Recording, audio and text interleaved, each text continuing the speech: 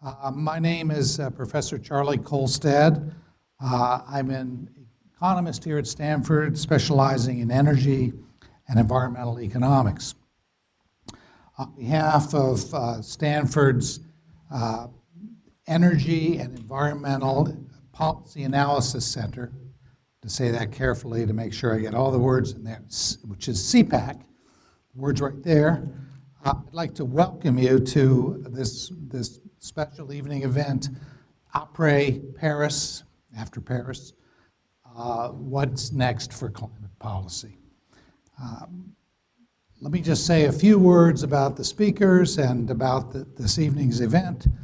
CPAC was founded in 2011 by Professor Larry Goulder, and it basically specializes in quantitative methods to solve pressing policy questions in the area of energy and the environment.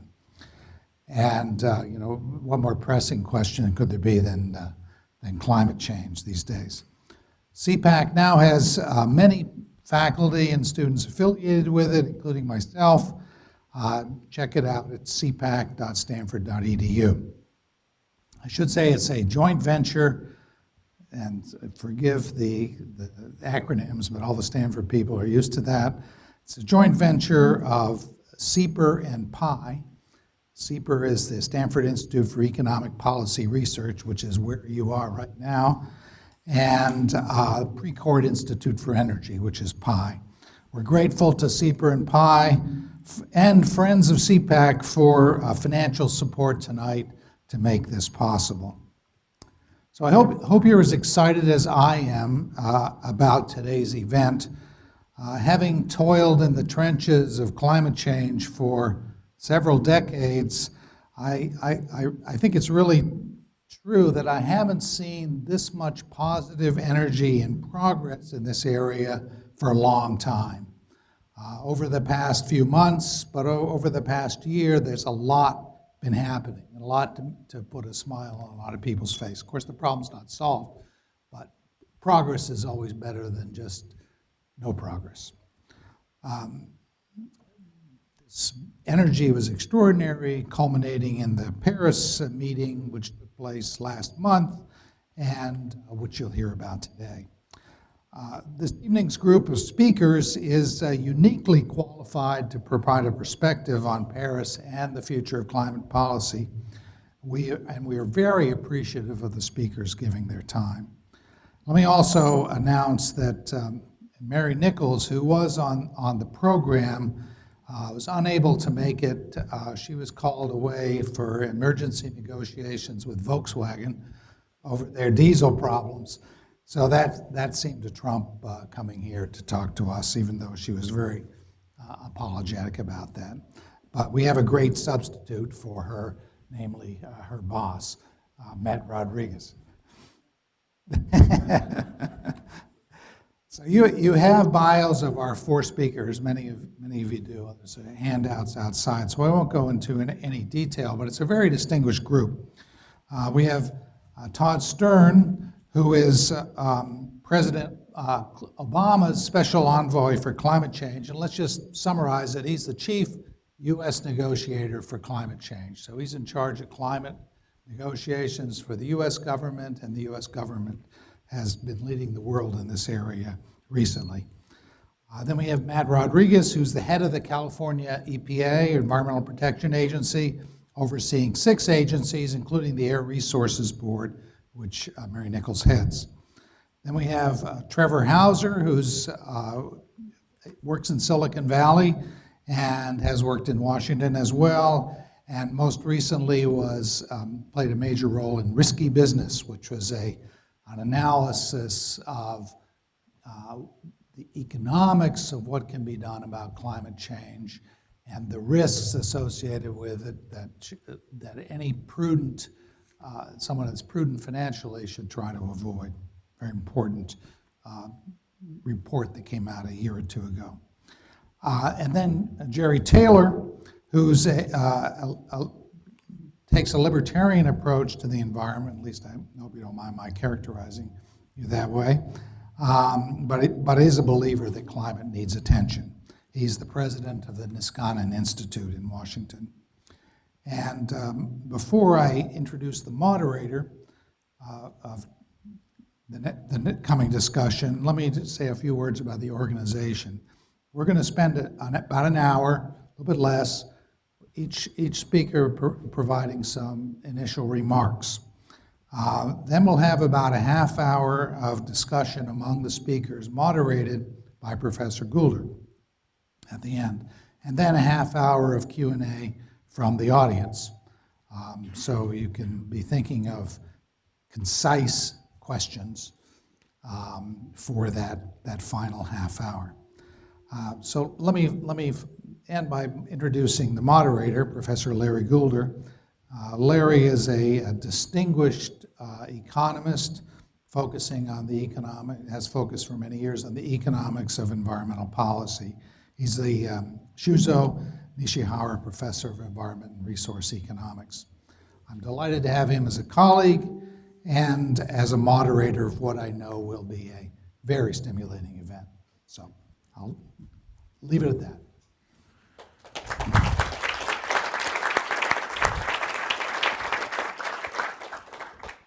So our program will begin with remarks by Todd Stern. Todd, take it away. Thank you very much to Professors Kolstad, Larry, and Charlie, and to everybody who's come out here tonight. Appreciate it, and delighted to be on the stage with all of my co-panelists as well. In my opening remarks, I'm going to say a little bit about why I think the Paris Agreement was important and indeed historic, how we got it done, and then a little bit about the road ahead. And I will try to keep all of that short, so we respect the clock. So in a nutshell, here's why I think that the Paris Agreement is important and I think marks a pivot point in international action on climate change. First, it establishes the first truly universal and durable climate regime that we have had, which is genuinely applicable to all countries. We have had agreements that in some sense apply to everybody, but not in a manner that involves everybody actually, all countries actually taking action. So that's number one. Number two, it sets us on a path of high ambition. To begin with, there were, at the time of Paris, 186 countries who had put in their targets, so-called in the lingo, their INDCs. And that was an absolutely extraordinary fact, an extraordinary number. I think if anybody had asked a year earlier how many on the most optimistic basis, how many countries thought would have put their targets forward by the time of Paris, I don't think anybody would have said more than 140 or 50. So it's quite amazing that you had that kind of buy-in.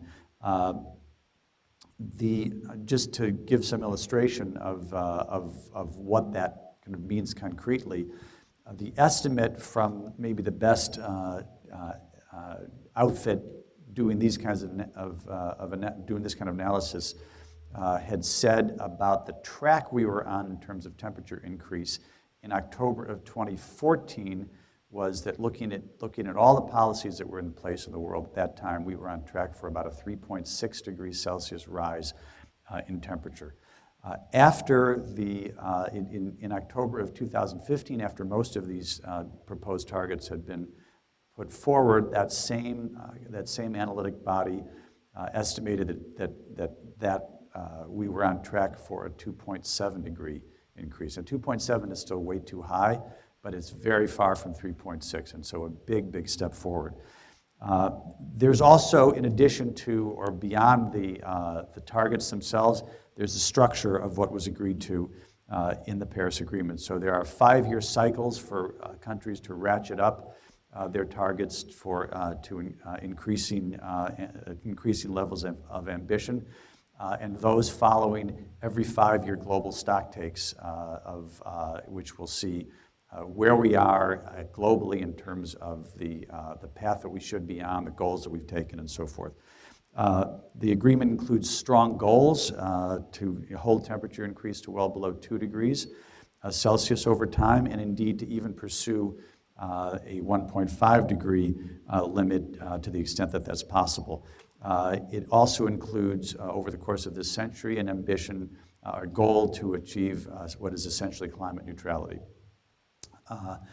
Third, it establishes strong transparency system, which begins with binding transparency requirements with common standards for both developed and developing countries, so applying to everybody. Regular inventories. Inventories are the foundation stone of any kind of transparency system, so regular inventories based on agreed international standards. Regular reporting by countries of both their inventories and their progress toward reaching their targets. Robust review of all reporting, both by expert teams and on a peer basis with other countries. And then flexibility for those developing countries who need it based on their capacity. So not for everybody just because they're in a given category, but to the extent countries need it. And of course, countries have vastly different capabilities, then flexibility with respect to all of these different requirements. So that is, I guess I'm up to number 3.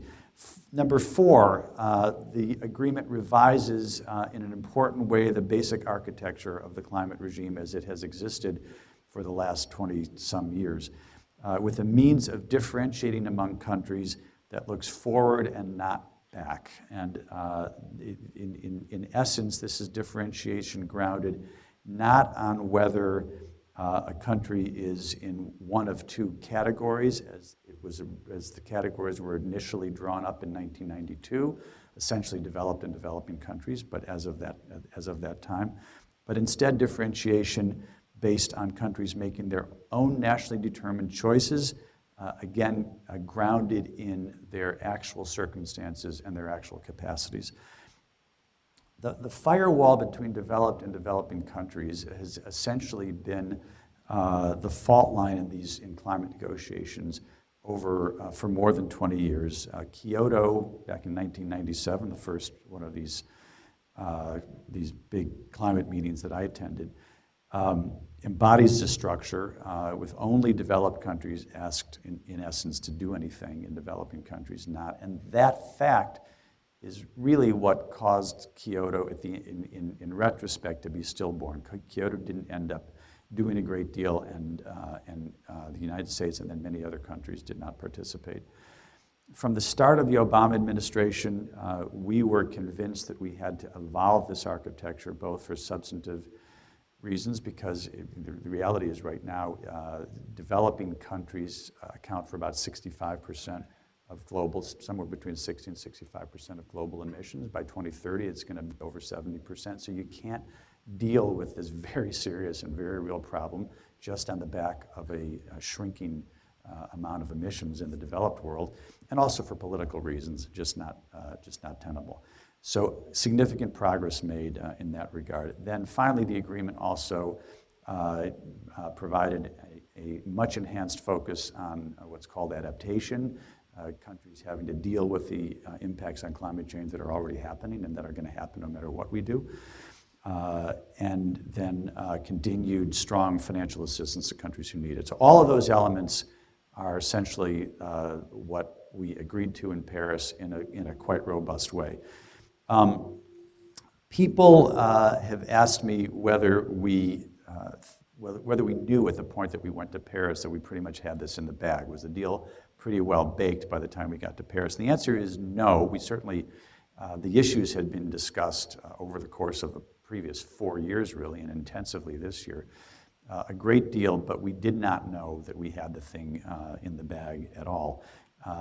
There was a meeting October 19th to 23rd of all the countries in the world.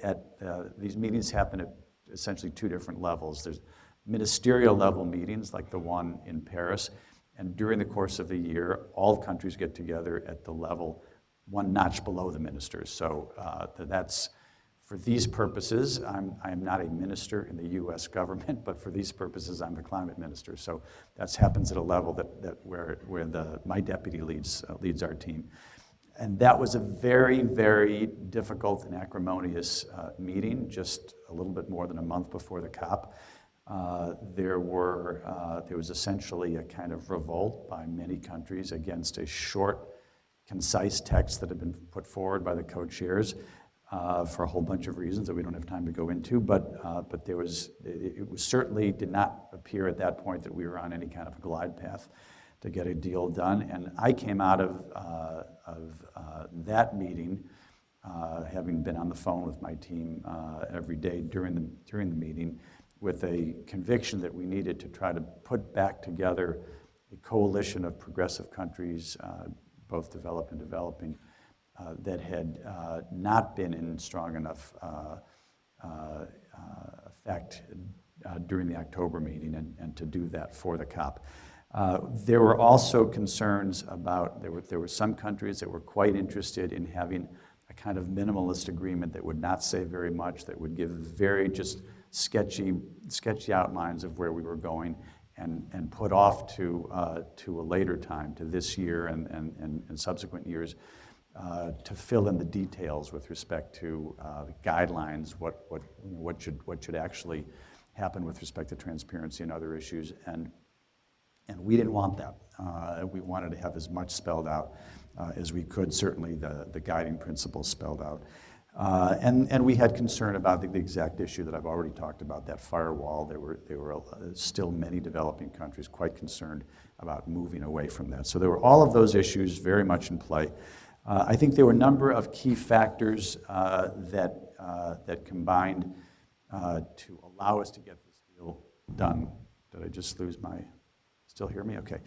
I would go through a handful of factors. First, I think there was very strong solidarity among the developed countries, the EU, the United States, and the other non-EU developed countries, which are known in the climate world as the umbrella group. So that united front, I think, as a tactical matter, was very important. I think that number one. Number two, I think that the diplomacy between the United States and China over the last few years, enormously important. There was a dramatic, at least if you're a follower of climate change, it was dramatic, a joint announcement between President Obama and President Xi of China in Beijing in November of 2014, in which we jointly announced our planned targets for Paris. That was an event that provided a huge jolt of momentum to the climate discussions. If you sort of think about this tableau, you have the United States and China as the two kind of 800-pound gorillas in this game, historic adversaries, historic kind of leaders of these two opposing camps. And here you had the two presidents kind of walking arm in arm, saying, this is what we're going to do together, and we're going to get this done. So it was hugely important. I think it jump-started that process of countries doing their own INDCs that I talked about earlier, and that produced the 180 plus.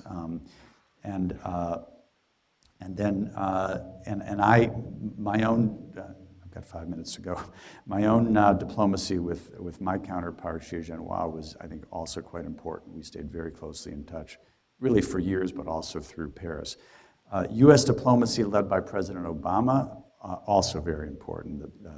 The president of Brazil, Rousseff, came to Washington in the summer. The president met twice, two different visits with Prime Minister Modi from India.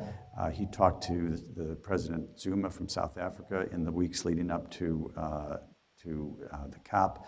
And we had actually a really important meeting with 5 leaders of island countries when the president was in Paris. My own direct boss, Secretary Kerry, has been active on these issues forever, but also very strongly this year. Last 2 points I would make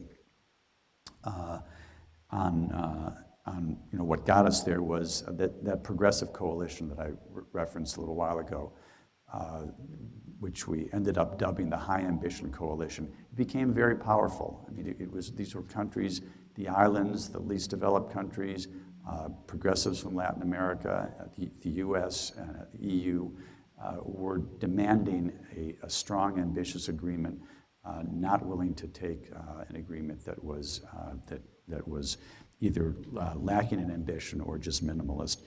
And then I think the French played a really important role. The French had the leadership of this meeting, since it was in Paris. And I think that they were very skilled diplomatically and very committed to a strong agreement. I am going to save issues about the road ahead till our discussion because I think I'm about out of time. So thanks very much. Thank you very much, Todd.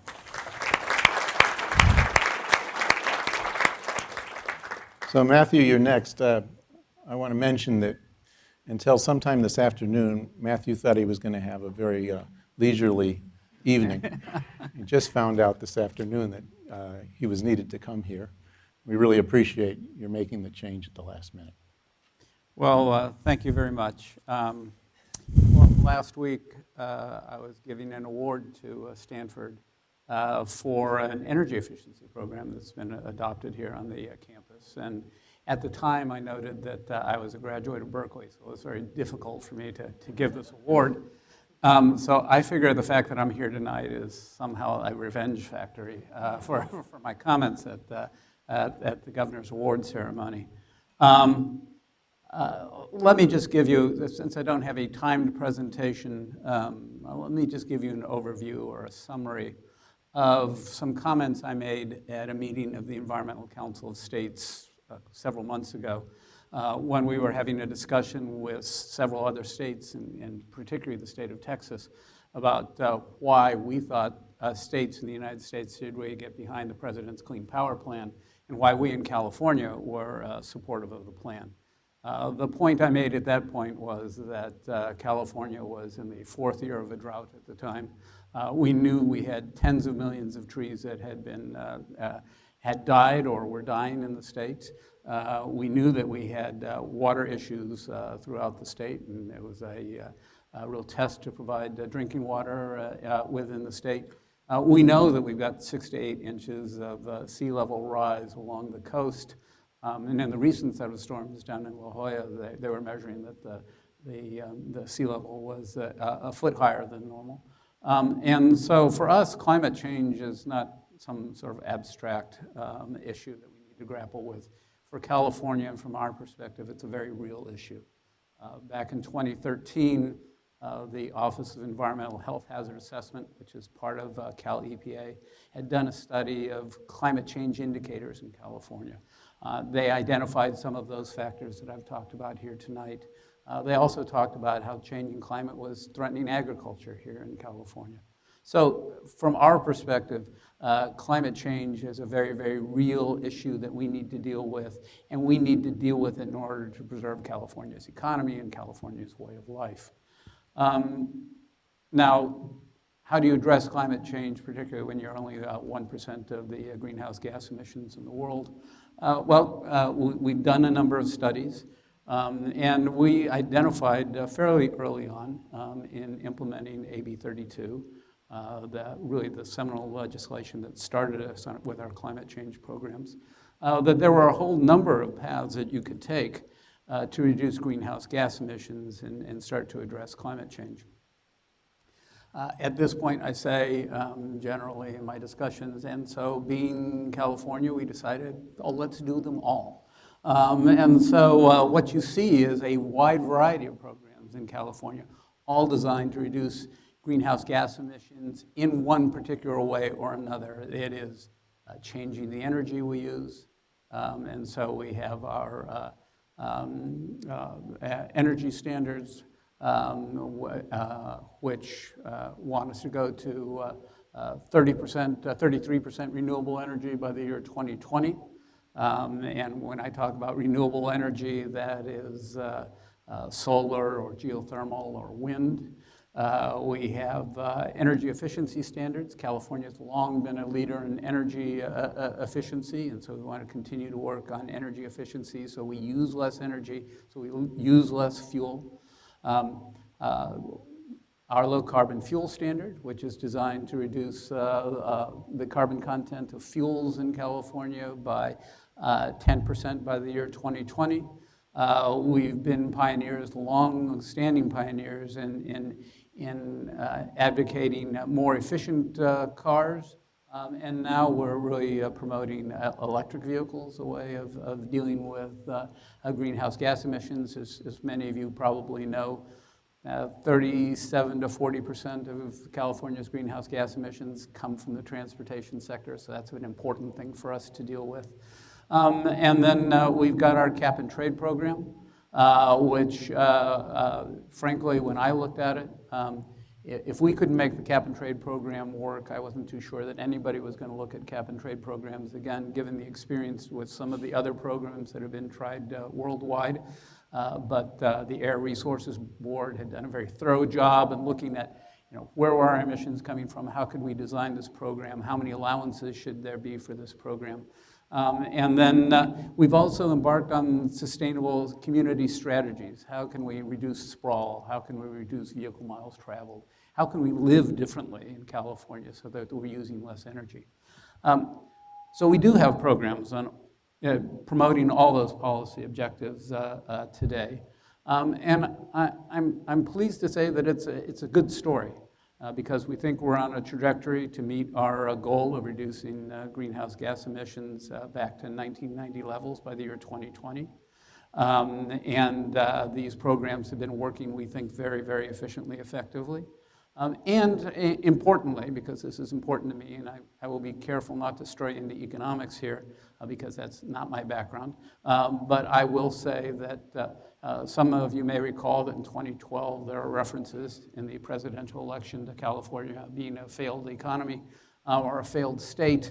And frankly, California has been a leader in coming back from the recession.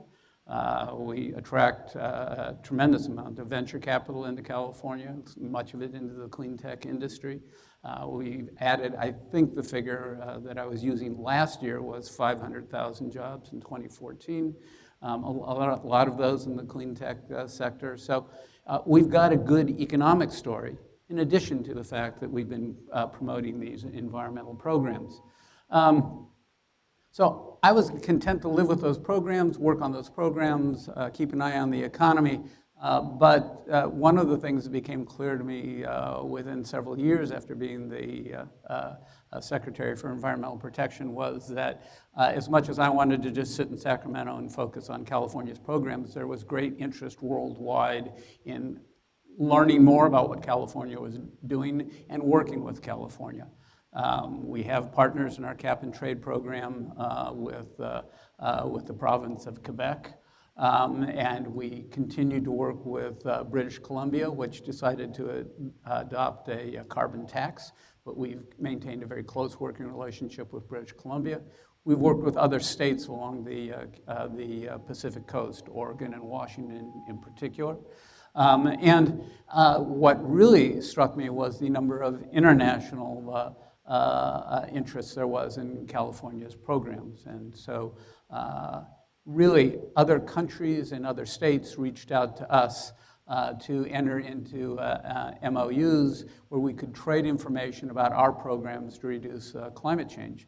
It's in that area that I got to know a little bit more about what China was doing and learn really about China's great interest in reducing its greenhouse gas emissions, reducing its fuel use.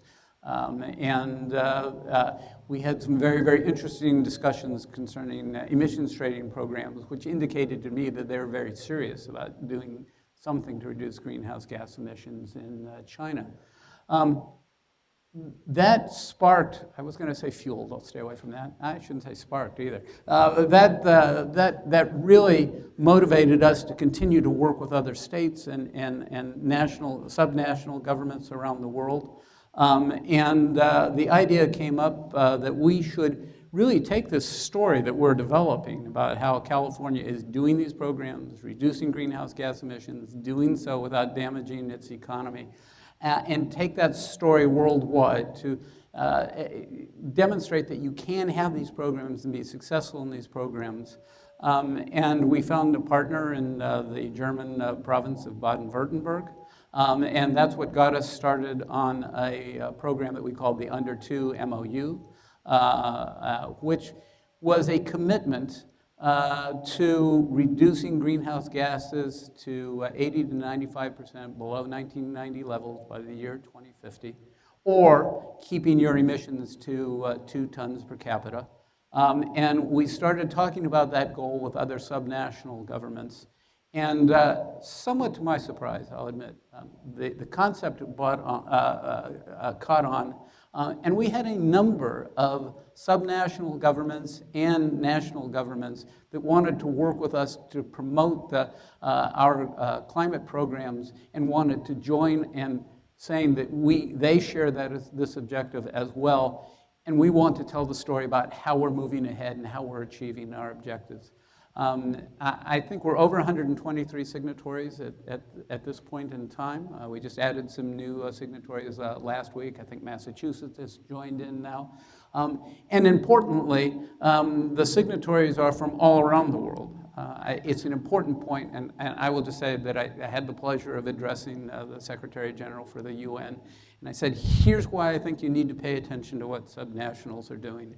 It's because we can demonstrate that these programs, there's skepticism about whether you can do anything about climate change and greenhouse gas emissions, but we think that our programs, not only in California, but in Germany and in the Netherlands and then in the UK and in Brazil, you can demonstrate these programs are being pursued and they are effective. And it's important that they're being done by provinces and states that have robust economies and are not afraid to take on these programs, and they're not afraid about the impact on their economies. And so it's very important that we have North Rhine-Westphalia, which is the Ruhr Valley, the industrial heartland of Germany, who's signed on to this under 2 MOU. We've got Lombardy in Italy, the manufacturing seat of Italy, which has signed on to this MOU. And then we also have states in Brazil and Africa and Mexico, and we've received support from Chinese governments as well. So what we like to think is that the story is you can do these programs. They are being pursued, particularly at the local level. They're being done successfully. They're being done by economies that are strong economies and that are still prospering as they do these programs. And we're demonstrating that governments and countries that have very, very different economies and very different practices can all work together and collaborate together to deal with this common problem that we're all facing. So it's been tremendously rewarding. I know that the governor was delighted by the reception that he received in Paris. It was nice to be able to talk to world leaders about what's going on in California. And I'm very optimistic about the momentum that we've developed and how we can go ahead. Thank you very much.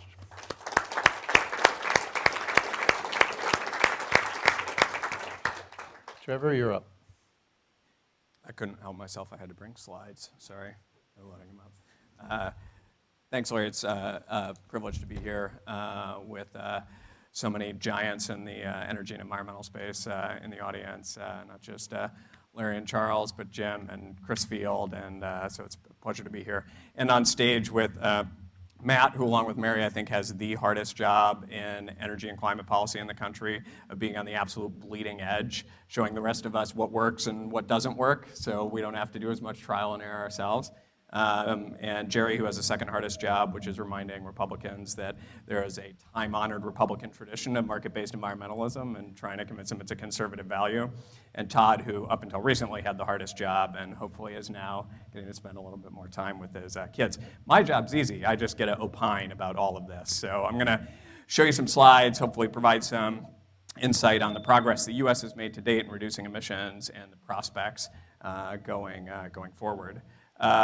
So these are some numbers we put out in a report today, preliminary estimates that U.S. carbon dioxide emissions in 2015 are 11% below 2005 levels, and that's 14% below where they were predicted to be when President Obama took office. That's the Energy Information Administration's forecast in 2008. A bunch of different things have contributed to that decline. Relative to where we were supposed to be. Economic recession played a role, but much more important were a change in the fuels that we consume, reduction in the carbon intensity of U.S. energy supply, and an improvement in the efficiency with which we use them. Natural gas has grown from 20% of U.S. power generation to a third of U.S. power generation. Wind and solar wind's grown threefold, solar's grown 30-fold. And so as a result, coal, which for decades was 50% of U.S. power generation, is now down at a third of U.S. power generation. There's been a lot of policy action taken over the past 7 years, starting with the Stimulus Act, largest injection of clean energy investment in the country's history, followed by fuel economy standards for cars and light trucks. As President Obama said a year and a half ago now, I guess, the fourth quarter is when interesting things happen in a game, and the fourth quarter has certainly been a busy one for U.S. energy and climate policy. We saw over the summer the finalization of the first ever carbon pollution standards for power plants in the U.S., known as the Clean Power Plan, that states are now developing implementation plans for that will take effect in 2022. Those plans are due in a couple of years. That's probably the biggest single policy action to reduce emissions that this administration has taken, but it's certainly not the only one. The EPA has put forward regulations to control methane from new oil and gas wells, fuel economy standards for trucks, medium and heavy trucks. Department of Energy has continued to move forward with appliance efficiency standards and has done some really big rules over the past 6 months.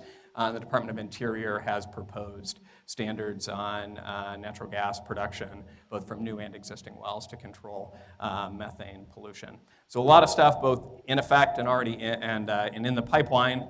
And there's even been a little bit of late-breaking congressional bipartisan energy action. The big omnibus budget deal that happened at the end of the year had a multi-year extension for the production tax credit for wind and the investment tax credit and other renewable energy technologies. This is a pretty big deal. It both bridges the gap for wind and solar from now until when the Clean Power Plan begins in 2022. So what this chart shows is our modeled estimates of average annual renewables build and capacity before the tax extenders were put in place and after.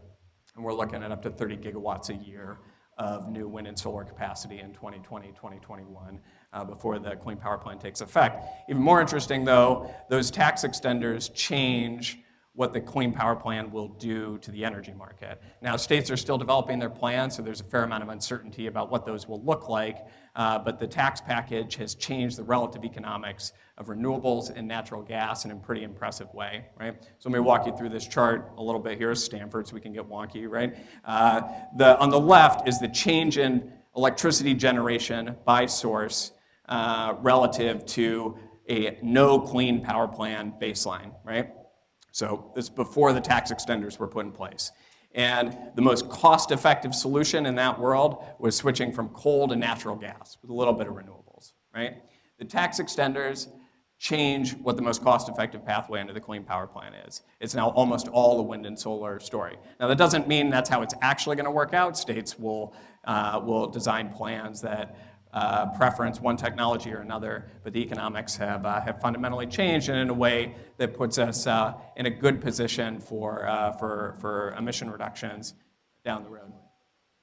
Oh yeah, sorry, you can't see there's no legend. Oh yeah, it's not. It works better when you put a legend on the chart. Thanks, Larry.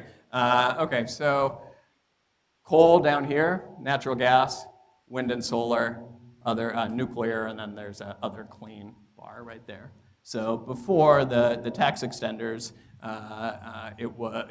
natural gas had an edge on renewables in terms of cost competitiveness under the carbon constraint that the CPP would put in place, whereas now renewables have a much more competitive position. And we've had some good momentum on the international side, too. Todd has suffered through 7 COPs, 2 secretaries of state, hundreds of thousands of miles on an airplane, probably the cumulative 5 or 6 months away from his wife and kids. And I have to say, just to pause for a minute, there is certainly no one in the U.S., and I would say no one internationally, who has done more to get us to where we are right now than Todd Stern. And we owe him, his wife, and his kids a tremendous debt of gratitude for the service he's given over the past 7 years. As we're going to stop and give this guy a round of applause. And as you can see by the way he's waving it off, he's done it with a level of like humility and deference and grace that is hard to find in public servants, particularly those who've been around as long as Todd has. Now, and he mentioned this briefly, I think a key part of the success we've had is an insight that Todd had early on, that for this to work, you needed to have a strong partnership between the US and China. So starting in, I dug up as many old embarrassing photos as I could here, Todd. So starting in 2009, at the first Strategic and Economic Dialogue, the US made climate change a key pillar of the bilateral relationship. That bore fruit in November 2014, as Todd said, when President Xi and President Obama reached a breakthrough climate agreement and carried on through Paris. And that diplomatic engagement is already bearing some fruit. Okay, so now this is the exciting chart. This one doesn't come out till next week, so no photos on Twitter to steal my press cycle. So this is preliminary estimates of US versus Chinese emissions last year. And preliminary estimate is that Chinese emissions fell by 3.1%. Last year, US emissions down by 1.5%. And for China, that's due to a nearly 5% decline in coal consumption, offset by a 4% increase, 7.5% increase in natural gas consumption, a 28.9% increase in nuclear, and a 19% increase in wind and solar. China's adding more wind and solar capacity each year than the US and Europe combined right now. So we're starting to see some real verifiable international momentum following on Paris. All right, now to the US. This report out this morning from my colleagues that takes all of that policy I just talked about, all the policy that's already been adopted, that's already in the pipeline, and models what it'll do to US emissions between now and 2020 and 2025 to see whether or not we're going to be able to hit our goal. We try to capture a range of uncertainty around how fast the economy is going to grow, technology. There's a whole bunch of uncertainty about what happens to our forests, which matters a lot more than people think in terms of emissions. Bottom line is our 2020 target with current and proposed policy is within reach, well within reach. We got a fairly sizable gap to close to get to our 2025 target. Best case scenario under current and proposed policy, we're at 23% below 2005 levels in 2025. Now, good news is we've got almost a decade to close that gap. Bad news is that energy policy takes a while to design, adopt, implement, and for that to take effect. So what we do over the next couple of years is really going to make a big difference. So where are the opportunities? This is a projection of where US emissions will be in 2025 by sector under current and proposed policies. Right? So where the opportunities are for additional reductions. We got to make sure that our forests continue to be a sink, not a source of CO2 emissions. We've got to expand regulations for oil and gas, methane to existing sources as well as new sources, and find a way to capture cow farts in plastic bags. We need to secure a Montreal Protocol amendment and phase down F-gases, but even if we do all of that stuff, we're still left with this big wedge of energy CO2. And whether it's the power sector, the transport sector, or the industrial sector, that's really where the tons have got to come from. And there's some opportunities there. We haven't really done a lot in the industrial sector. There's huge opportunities for industrial efficiency, combined heat and power. Transport, there's some impressive opportunities as well. The electric power sector is a little tougher. The bad news about the Clean Power Plan is that those rules are set and final, and they run until 2030, right? And unless Jerry is successful and convinces Republicans in Congress to pass economy-wide climate legislation, we're going to have to find some more creative ways to get additional tons out of the power sector. And the most promising is to build on what Matt and Mary are doing here in California, what Richard Kaufman and colleagues are doing in New York.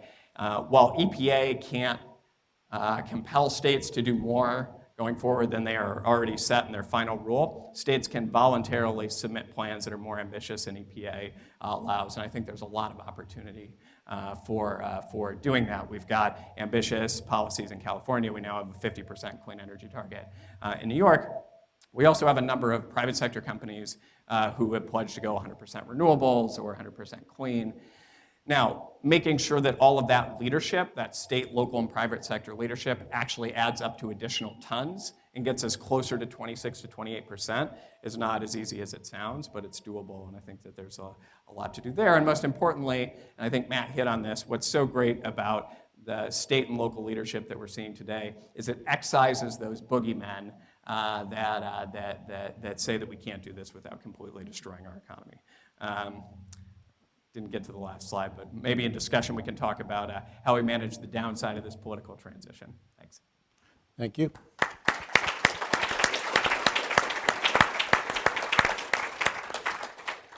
Jerry. I think my role tonight is to be something of the Cassandra on the panel, which is perhaps fitting because, as we all know, there's no zealot like the converted. And I have been converted. Before I started in the Niskanen Center about a year ago, I worked at the Cato Institute for over 20 years. I was responsible for energy and environmental policy there. I was the man responsible for a tremendous amount of the climate skeptic work that came out of Cato. But over my time at Cato, I began to lose faith in those narratives. And when I left Cato to start the Libertarian Niskanen Center, one of the things I hoped to do was to convince libertarians that how they feel about individual rights and liberties and role of the state should have nothing to do with how they feel about atmospheric physics. This is an entirely separate matter. How far I'm getting on that, you can tell by tonight's Republican debate when you get back and read Twitter. My argument tonight is that the goal embraced in Paris, the goals are worthwhile, and I'm sure that Todd accomplished as much as humanly was possible at that conference, and probably even more than virtually anybody had expected. But the means of achieving that goal that was agreed to in Paris are, in James Hansen's words, bullshit. Now that's scientific jargon for without much prospect for success. So hence, if we're going to ask the question, what next for climate policy, my answer is one hell of a lot of work because nothing has really been accomplished in Paris. So first, a few kind words about the goal. We did accomplish a goal, and goals are important things, and it's worthy to have a 2 degrees centigrade goal for future warming. If anyone needs to be reminded of why that is, it's because at 2 degrees Celsius, we're out of the range of human experience with the climate. To put this into context, the world was only 4 to 7 degrees cooler during the last ice age. Moving temperatures in the opposite direction flirts with equally extreme climate conditions. The last time the planet saw greenhouse gas concentrations where they are at present was about 3 million years ago. Temperatures then were only 2 to 5 degrees Fahrenheit warmer than they are today, but the Arctic ice cap didn't exist and sea levels were 33 to 131 feet greater than they are today. Even in a 1 degree warming world, which we hit in 2015, and by that I mean warming above pre-industrial levels, puts us in nearly unprecedented historical space. Economic damages become the expectation, and catastrophic risks still are very real. And again, beyond 2C, we're in a world of not knowing what in the heck we have in store for us. We've never experienced it. We know through paleoclimatic data that it can be quite dramatic. If we accept the IPCC narratives, which I do, about what a doubling of atmospheric greenhouse gas concentrations might mean over the long haul, economist Marty Weitzman at Harvard estimates that there's about a 10% chance that warming will exceed 11 degrees Fahrenheit. That's simply because the most likely range of 1.5 to 4 degrees Celsius is likely. There's a 66% chance of it. Not to say that would be particularly manageable, but that's a likely scenario. There are other scenarios as well. And when we look at the full distribution of possible outcomes, it gives you a better idea of the real risks we're facing. So the point here is the 2 degrees Celsius target that was agreed to in Paris is very meaningful and very real and worth applauding. The national commitments made in Paris are utterly inadequate, however, to that task. Depending upon which emission scenarios you look at and expectations regarding future temperature change, what we find is that the intended national determination contributions, the INDCs that Todd mentioned, only get us about halfway from current trends to the 2 degrees Celsius goal. Different projections tell you how close we've got. Todd mentioned 2.7 degrees. The United Nations Environmental Program said no. If you take the INDC commitments and plug them into our model, we probably get 3 to 5 degrees Celsius warming by the end of the century. So pick them, deciding what you want, but it only gets you about halfway there. And that's if those promises are kept. Those promises, however, are unlikely to be kept. Developing nations alone estimate that the costs of making good on the promises made in Paris total about $3.5 trillion. $2.5 trillion in India alone.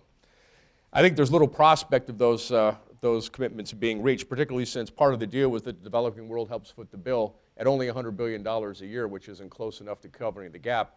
And anybody who thinks that the United States and other nations are really going to make good on that $100 billion, I think are kidding themselves. The lack of enforcement mechanism is awful, is also crippling.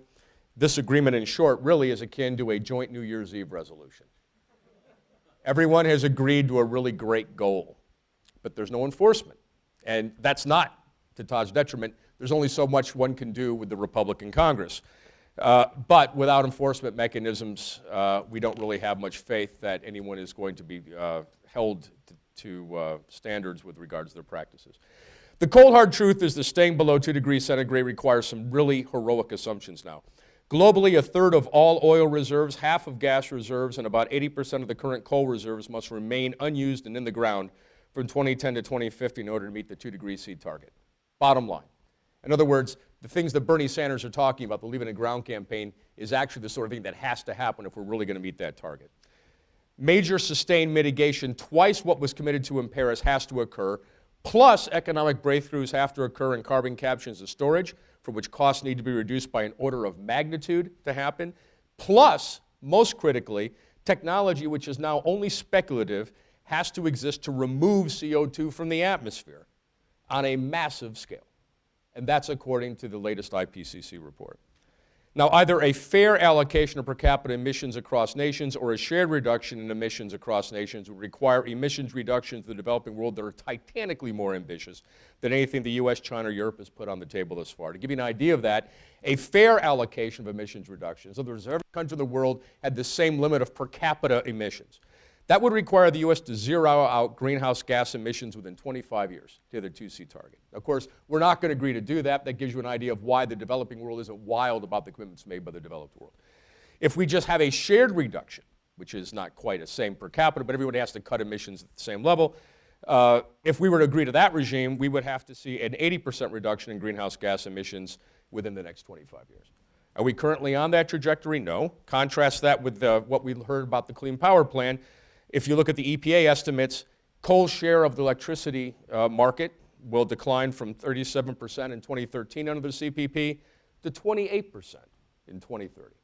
This is not a serious program to get us to a 2 degree C target if that's really your goal.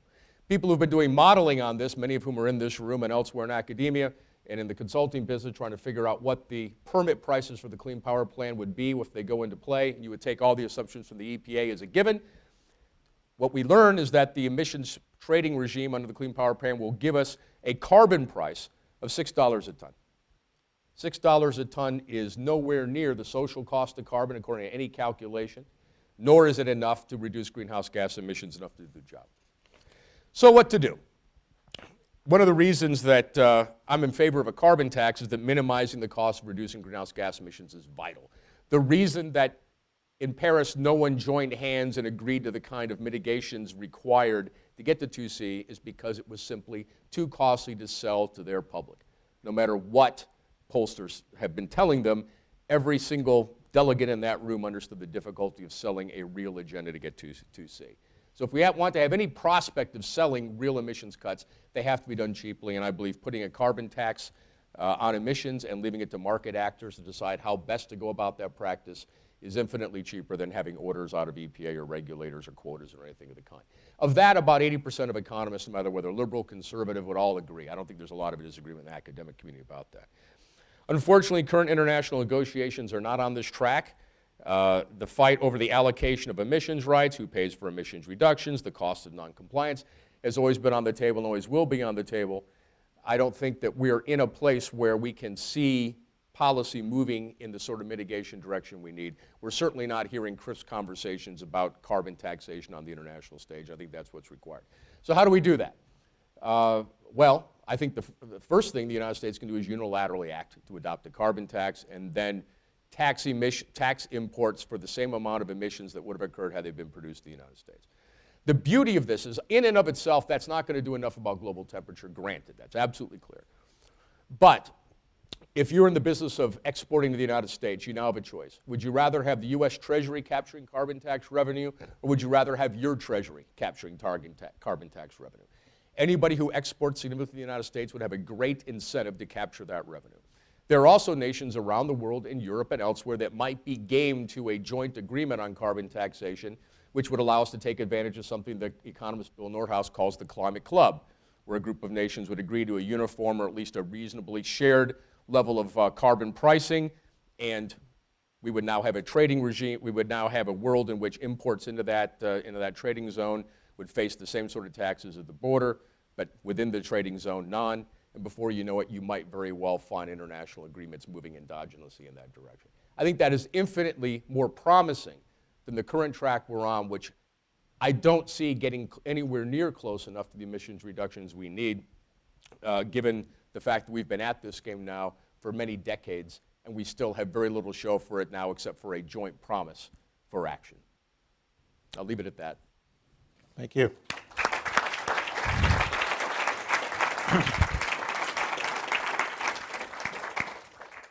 So we're going to turn to the next phase, and I'm going to put some questions to the panelists. And I guess I'll first say that I can see that Jerry has offered a clear counterweight to what was, in general, a pretty upbeat set of comments by the first three panelists. And so, Todd Stern, let me suggest, rephrase what I think are at least two criticisms of the Paris Accord that come from Jerry's comments. One is that, yeah, we have these pledges, the INDCs, but they're not binding. So there's no guarantee that they'll be binding. So one of the questions is there a way to improve the prospects that countries actually meet their commitments? Part of, what's next? How can we do that? And the second is that I think Jerry's saying that even if all the pledges were met, it's not going far enough. And there are different numbers there, but it doesn't get you to 2 degrees, or let alone to 1.5 degrees, which has been a more recent target. So is there a way that the US can take action going forward to try to make the pledges more stringent as we go forward in time? And where do you think that can happen? Yeah, well, first of all, thanks for the question. And let me also say that it is a great pleasure to be roundly criticized from the, I don't know if it's the left or the right or where that is, but from the direction of seeking more ambition from your side of the political aisles, Jerry. So I Crazy world. The political imperative in the United States. I'm going to get to your question, and I'm not going to go off on a tangent here. But the politics of this issue is even harder than getting the technology right to solve the problem. So at the moment that we get broad political support across the partisan aisle, in this country, we'll be able to do a great deal more. So I'm actually quite serious. I don't agree with all of the criticisms, but I welcome that perspective. So on your specific questions, Larry, first on the pledges not being binding. Look, politics is always the art of the possible. There was no way to go forward with an agreement that was built on essentially the Kyoto structure of developed countries act and developing countries don't act. That was to me, an absolutely clear core principle of our approach, number one. Number two, we knew that there would be any significant number, probably a very significant number of developing countries who were not prepared to do legally binding commitments with respect to their targets. So that the only way that you were going to get that is if you went, in fact, back to the Kyoto structure where you had developed and developing countries separated. The other thing is that in order to ensure broad participation, we thought that we needed to have a structure the way that we did, which is essentially a legal hybrid, in which many elements of the agreement are legally binding. All of the elements that have to do with accountability and transparency, accountability for your targets, but not the targets themselves. The broad participation that we sought for this agreement also included the notion that we wanted the United States to be part of this agreement. And in order to have the United States be part of this agreement, it was at least a useful thing to have an agreement that, again, includes everybody else and is structured in such a way that, that the president could cause the United States to join it as an executive agreement, which we are able to do now, partly based on the kind of legal hybrid that I talked about. So that's on the issue of there being pledge of the targets being non-binding. On the question of the stringency, again, look. Well, I'm actually asking, is there ways that the U.S. can take action to try to increase the chances that the pledges will be met going forward to 2018? Well, again, I think that the fact that we have a binding system of transparency and accountability is a pretty good start.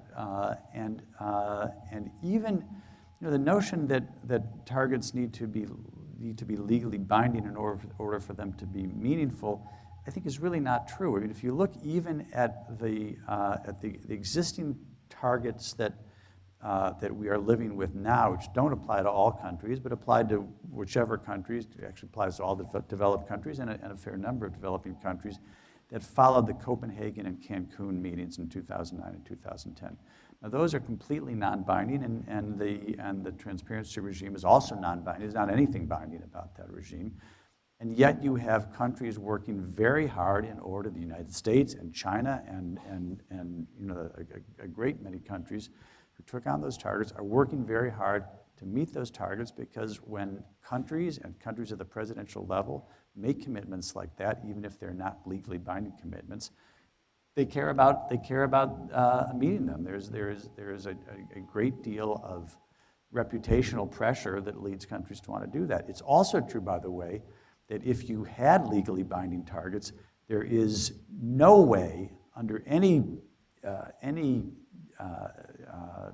scenario in which there was going to be binding enforcement with penalties and punishment as part of this regime. No country thought that was in the cards. So you go back to Kyoto. You look at Canada. Canada took a legally binding target under Kyoto and realized at a certain point that it wasn't going to meet it.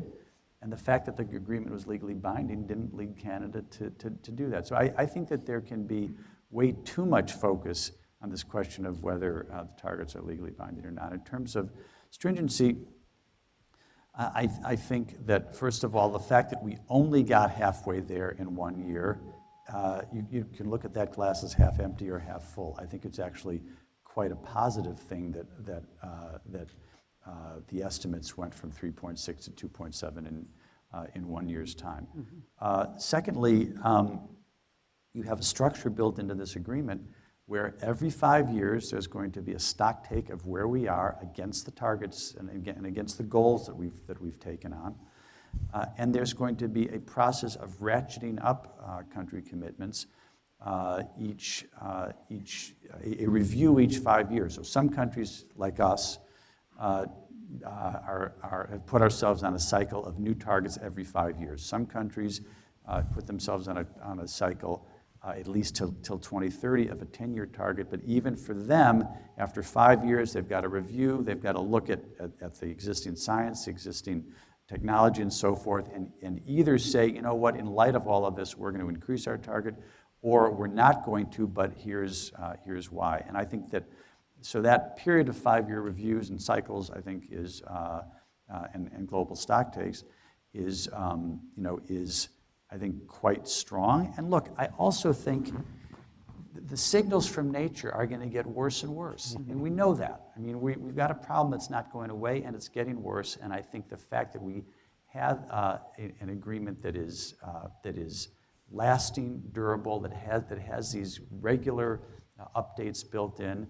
is going to put more and more pressure on countries to do more and more. So, I think that in terms of what was possible to do to get the entire world on board to take important steps forward, I think we got pretty close to what was possible.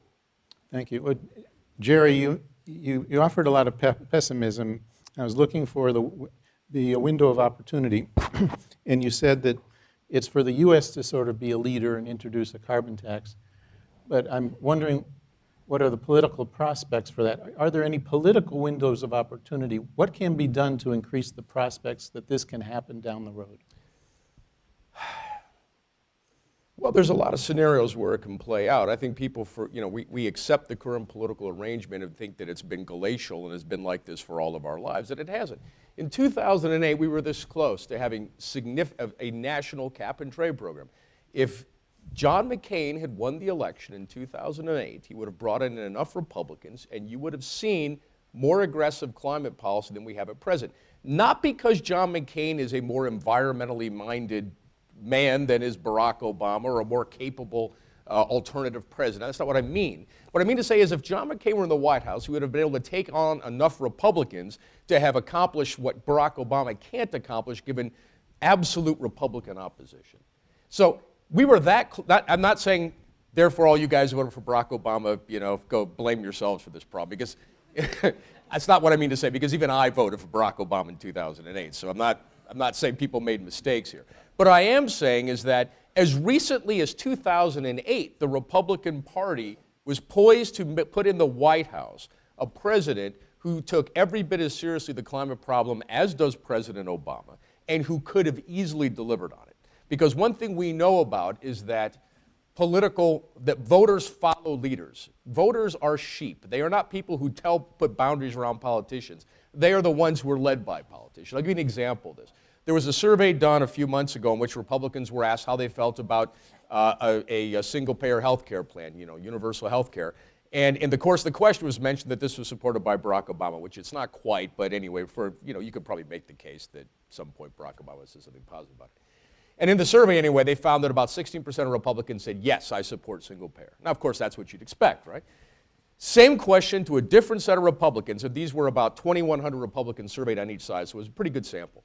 Same exact question, except this time when they talked about single payer, it was mentioned that Donald Trump supports it. 44% of Republicans supported it under that phraseology of the question. That tells you volumes about how easily public opinion can be led by politicians who want to lead.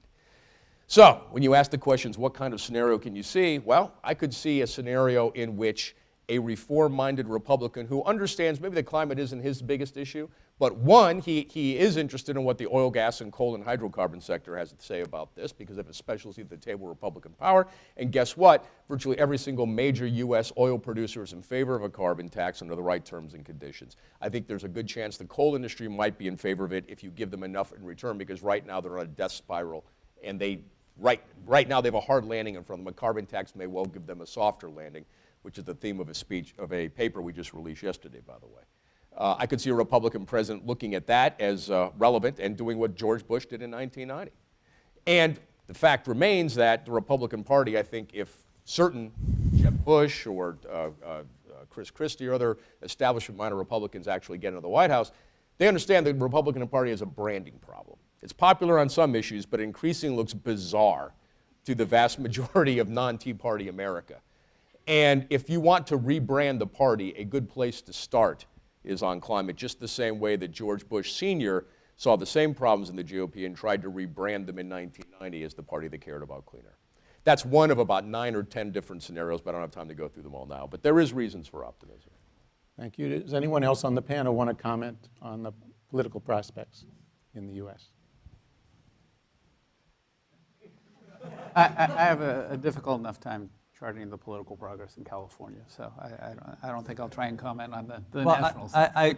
I'd say just one thing, Larry, which is this is a moving target. I mean, I think if you look at polling right now on questions like support for the Clean Power Plan, support for Paris, belief in climate change, belief that action needs to be taken, the polling is moving in a better and better direction, and it's generational. I know this is an issue different from some of the social issues that have moved so dramatically over the last 10 years, but dramatic movement can happen.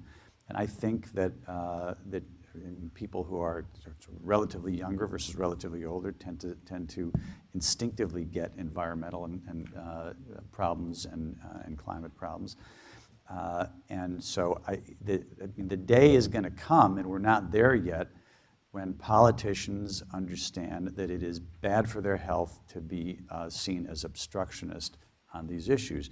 And at that moment, Congress is going to change. And that's the way it works. And historically, there has been no cost for politicians to oppose or at least ignore action on climate change, and that's going to change. I mean, we're in the process of that changing. I'd just say that, yeah, I think that change can occur more quickly than we anticipate. I was reading about the history of the oil industry the other day, and well, I was reading that book. I was also reading about Lawrence of Arabia. It was an interesting little story about Lawrence of Arabia meeting some representatives of Standard Oil when he was in the Middle East. And they were there because they were concerned that they were running out of oil. This was 1913. And the point that was made in the book was that in the United States in 1905, there were 75,000 combustion engine cars. By the time that these explorers were looking for oil in the Middle East, there were 1.5 million cars in the United States. It had changed just very, very quickly. Or there's a nice graphic that Representative Ken Alex, who's one of the governor's environment advisors, uses at the Easter Parade in New York in 1908. It's all horse-drawn carriages. By 1913, every vehicle in the Easter Parade is a combustion engine car. These things happen more quickly than we anticipate. You can't. So if you build the right environment, if you inspire people to the technological change, it will occur. And so that's what we're trying to do through these policies. We're trying to create that environment that will inspire people to change the technology, to reduce emissions, to deal with these climate change programs. And I'd like to think that in California we're seeing those changes. And that's why we've adopted very, very aggressive targets for 2030 as well. I mean, we want to get to 50% renewables by 2030. The governor wants to reduce petroleum use in the transportation sector by 50% in that period. Energy efficiency. I remember debates with my father when he talked about how many nuclear power plants we were going to have in California to provide energy in the 70s. Through energy efficiency, we avoided that. So these things change. You just need to create the right environment, and that's what we're trying to do at this point. So Matthew, the Brown administration, Governor Brown has, as you indicated in your original comments, in your introductory remarks, has articulated some what many would consider very ambitious targets for California by 2030, 40% reduction in greenhouse gas emissions relative to 1990. And as you indicate, AB 32 and more broadly California's climate policy is very impressive in terms of the number of efforts going on, the kinds of efforts. It's a smorgasbord of policies. Well, turning to the economics, a number of economists have criticized that, arguing that by having so many different approaches, the low carbon fuel standard, the renewable portfolio standard, other standards as well, in addition to cap and trade, that it's not a very cost-effective landscape. That, in fact, if we had more emphasis on cap and trade and less emphasis on these other so-called complementary measures, there could be reductions at much lower cost. So I'm wondering, what is your feeling about going forward? Will cap and trade obtain a larger place in the overall effort? Will it stay the same? And what's your feeling about whether that is really a cost-effective approach going forward? I have a couple of thoughts. I have to be very careful because there were people in the audience today who were at this particular conference. But I will say that when we started the cap and trade program, we were very conscious of the fact that we needed to really keep an eye on the impact that the program would have on the economy and how it would play out in combination with other programs that we had in California on the economy. And so we spent a couple of days talking about what we should be looking for, ideas.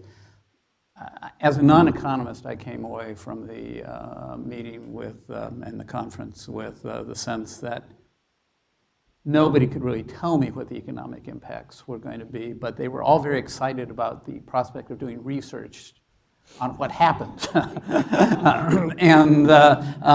So I said, okay, we're embarking on this wonderful experiment. Let me just say this, that we've received a number of reports about how a combination of the low carbon fuel standard and the cap and trade program would affect fuel costs, for example, or how some combinations of these various programs would affect the economy. None of them have played out. Now, part of that is because of circumstances that I don't think anybody foresaw a couple of years ago. I don't think anybody saw sub-$30 oil prices a couple of years ago. But we are constantly looking at the economic impacts and the interrelationship between these programs. We're very conscious of the fact that we need to be aware of the cumulative impacts of these particular programs. And so that's why we do a scoping plan. We're supposed to do them every 5 years. Actually, we're doing a new scoping plan right now to look at how will we achieve these 2030 goals that you've mentioned. So we are doing what we can to sort of get a feel for the economic impacts of these programs, how they interrelate with one another, and use that information as we're deciding how to go forward. But what we have found out is that it is difficult to predict exactly how these things are going to play out. And so you don't want to give up on any one of them. You want to maintain your options. And you want to be able, the key, however, is to continue to fine-tune your programs, respond to changes as they do occur, and be willing to be nimble and be willing to make the changes that are necessary. If you need to do a course correction to make sure that you're not having an adverse impact on the cement industry, be willing to take a look at that and be willing to bring in that information. It requires constant vigilance, but if you pay that attention to it, our experience so far has been that you can keep these programs going, and I think in combination they're working very well. With regard to the cap and trade program, we see that as a key component. It's worked out the way we had hoped thus far. It's also provided, I should note, we're $2 billion a year in revenue that we are then turning around and investing in new programs to reduce greenhouse gas emissions. So it has that co-benefit of providing additional funding for programs. So we'll continue to keep an eye on it. We know that we have to see how it plays out and how it relates to the other programs. But at this point, there are no guarantees in life, but it is playing out the way we had hoped that it would. And so given that, we see that, and given the interest nationally in carbon trading programs, we see that that's still an area that we want to pursue. It's an area that we may be able to pursue with partners beyond Quebec and Ontario who are interested in continuing their relationship with us in our cap and trade program. We're exploring whether we can do more in a power trading program with the RGGI states in the East. So we want to keep all our options open. Trevor, I haven't forgotten you, but I can't resist a follow-up question to Matthew, and I hope you'll forgive me, Matthew. I'm sort of putting myself in the role of skeptic in order to sort of bring out some issues that have been somewhat controversial. The allowance prices under the cap and trade program in California have been hovering really close to the floor price, around $12 a ton. And many environmental groups have said this suggests that the cap and trade program isn't stringent enough, or that for one reason or another the program isn't doing enough, because we should have higher allowance prices and get more reductions. What's your take on that? What is your reaction to that? Well, the key for me is whether we reach our 2020 goals. If we're reaching our goals, I was discussing whether I should reference songs on the way over here, and I will just say one of my references to a song comes from when I was younger. It's, John Lennon, and whatever gets you through the night is all right. If we're getting to our objectives, if we're reaching our goals, then I'm less concerned with could we be getting a little bit more from here if we focused on this program as opposed to this program. So I'm focused on, are we going to meet our 2020 goals? How do we meet our 2030 goals? And so I've heard the discussion of whether the prices should be higher. Certainly if you were doing a carbon tax, I think that you would want to put more of a price on carbon. But at this point, we're satisfied that we're making the progress that is necessary to meet our objectives. And that's what's important to me in the end of the day. So Trevor, I'm perfectly happy just listening to these guys. you're not going to get off that easy. In your impressive slides, you showed how various recent changes, including policy changes like the tax extenders, have really given a boost to renewables. And I wonder if you could say a little bit more of a kind of evaluative nature about to the extent to which you think at this point pushing on renewables is a good investment. To what extent should we be favoring renewables through policy versus continuing? To what extent are these tax breaks and subsidies, in your view, do they pass a benefit cost test? Well, I think the nice thing now about the package, the extenders package, is that we get out of this year-to-year expiration, retroactive reinstatement, where there's a predictable phase out. So for those who didn't track this, there's a 3-year extension of the ITC and PTC, and then a phase down, and then the PTC is gone forever, and the ITC stays at, there's a permanent 10% that was capped. And so what's nice about that for the renewables industry is, you know, they see a point definite in the future where those tax incentives are going to be gone. They can plan business models around it, and they can prepare for that point. So that when we get to the Clean Power Plan, it's going to be whatever the lowest cost way to reduce emissions is, competes. Because by 2022, those tax extenders will be gone. The impact, what you can see though, is having that predictable glide path will have reduced the cost of those technologies to a point that once the Clean Power Plan takes effect, they outcompete gas in our analysis anyway for under a technology neutral policy framework. A lot of the discussion up to now is really focused on public policy, government policy, the terrific work that Todd has done to to advance international climate policy, working domestically in terms of the Clean Power Plan, or closer to home in California with California's policies. But Trevor, you also mentioned the importance of private sector leadership, and I imagine there are a lot of folks in the room that are wondering, you know, what can be done to kind of accelerate that? Or should we just rely on that kind of having its own evolution? So as you mentioned, the introduction, we had or that Charles did, we had the pleasure of coordinating the research team that did the analysis that fed into the Risky Business Project. And so Greg Page, the chairman of Cargill, was one of the members of that group. And Greg has become a fairly vocal champion of climate policy. And what's interesting about his position, Cargill's position, is they are sandwiched between the brands that they sell to who are getting pressure from their customer base on sustainability and for whom the price premium for climate action is going to be a pretty small share of a Frito if you buy it, right? So there's not really, once it gets that far downstream, there's not really a meaningful price difference for consumers, but there's companies with huge brand risk that want to ensure that their brand is associated with sustainability. They've been pushing that all the way up the supply chain to companies like Cargill. And some of the brands that I showed on the final slide are companies that have committed to source 100% of their electricity from renewables. Now the challenge is that unless you create a framework that prevents it, all of that positive action by those companies is just reducing the amount of clean energy elsewhere in the economy, right? So you imagine under the Clean Power Plan, Walmart decides to get 100% renewables for all its stores. There's a fixed amount of renewables that's going to be deployed in the market based on the regulatory constraint, and so all that does is shift renewables from one place to the other. So I think one of the big challenges is going to be creating a policy framework that ensures that states, cities, private companies that have either an interest in leading on clean energy because that's what their constituents want, like in California, or because that's what their customers want, to shape that in a way that it's actually driving additional deployment and action and not just moving around deck chairs on the Titanic. Anyone else want to comment on the potential for private sector action?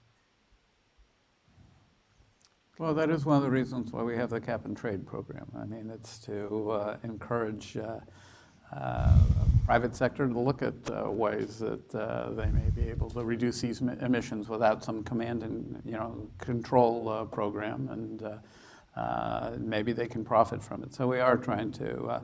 We realize that businesses are an important partner in all of this, and it's one of the things we've looked at, and we're proud of the support that has been received from California companies.